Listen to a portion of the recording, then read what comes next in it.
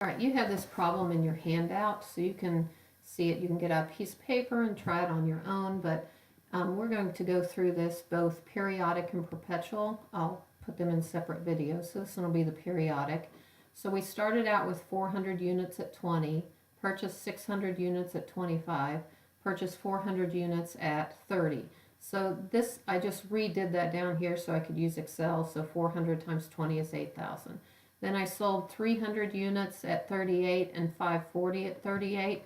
So I sold a total of 840. Now it's important to note that these numbers here are your selling price, and these numbers here are your purchase price, so don't get them confused. So just for simplicity purposes, delete those. I did a cost of goods sold statement, a beginning inventory of 8,000. I purchased 27,000, which is, I'm adding the 15,000 and the 12,000. So that gives us available of 35,000. I did that in units also. Again, you don't have to do this. It's just for illustration. I started with 400 units. I purchased another 1,000, 600 plus 400. I have 1,400. Now notice that we sold 840. So our cost of goods sold is 840. However, this is a periodic. So really I'm focusing more on the fact that I have 560 on hand. So 1,400 minus 560 is the 840. In a periodic system, and actually even in a perpetual system, these don't have to agree because I could have some inventory shrinkage, theft, etc. So this might come out to less than 560 of ending inventory, which means the cost of the goods that are sold would include theft and other types of shrinkage, which is normal because the cost. So for instance, if you're making 1,000 cakes with 2 eggs each, you might buy more than 2,000 eggs because the cost of making 1,000 cakes would include a few extra eggs. So the cost of goods sold should include that. So basically what I'm going to do in this is figure out those two numbers. Notice I've made some entries over here. On May 10th, I would debit accounts receivable, credit sales for 11,400, which is the 38 times 300. And on the 20th, I would do that. Another entry for accounts receivable sales, and I'm going to record my two purchases for 15,000 and 12,000. So these are the entries I make. And then those are the entries I make regardless of the method I use, FIFO or LIFO or average costing. So let's go to FIFO first.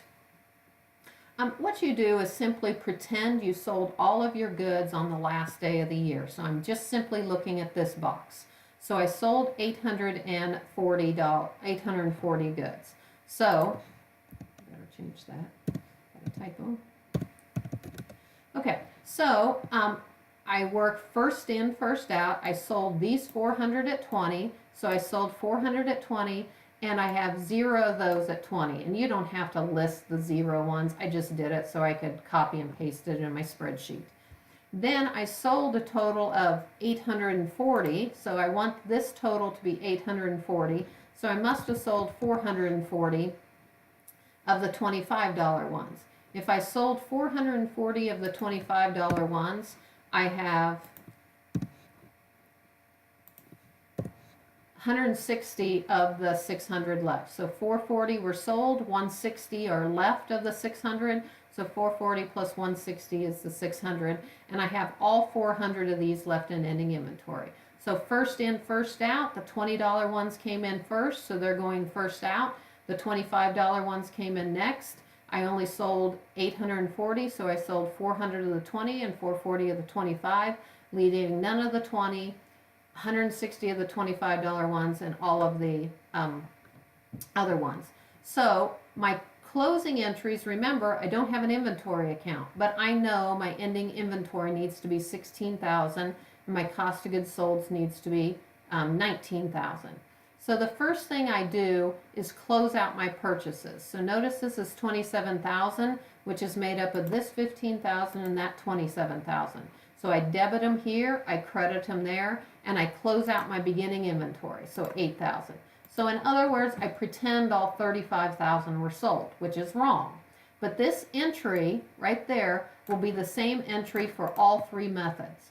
However, under FIFO, I want to then stick 16,000 back into my inventory and take it out of cost of goods sold. So you notice what happens to cost of goods sold. I debited it for 35, credited it for 16, so I have 19,000 left in cost of goods sold. Now we'll go to LIFO. Okay, so I've got the LIFO computation. LIFO computation again, I sold 840 units and 560 better be in ending inventory. So I've got my totals of 840 and 560. So now we're working in the last in, first out. So I'm going to work bottom up. So the first thing I know is that I sold these 400 at 30. So I'm going to write 400 at 30 down there. So I'm filling in this line first. I have 0 of the 30 left. And then I work up. So the next ones I sold are the $25 ones. I only sold a total of 840. So I must have sold 440 of the $25 ones, leaving 160 left. So 440 plus 160 is the 600 over here. And then I have all of these left. So I have all of the original 400. So it's very possible that I continue to have these original 400 at 20 forever and ever until my business closes. And we'll talk about that problem later of when my business finally does close.